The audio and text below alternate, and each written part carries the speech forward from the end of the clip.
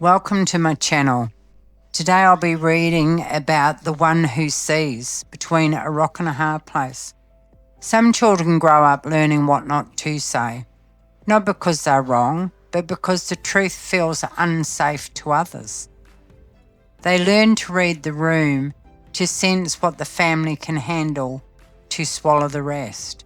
They become careful instead of safe, and slowly they find themselves standing just outside the circle, not because they left, but because they were never really invited to bring their whole self in.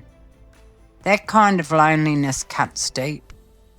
Being surrounded and still alone, and that kind of loneliness stays with you even when you're strong. Sometimes it's why people quietly step away from their family, not out of anger, but out of needing to breathe. Not because they don't care, but because staying costs too much of who they are. It's an impossible position to grow up in, wanting to belong and needing to be honest, wanting connection and needing protection, caught between keeping the peace and keeping yourself, between a rock and a hard place.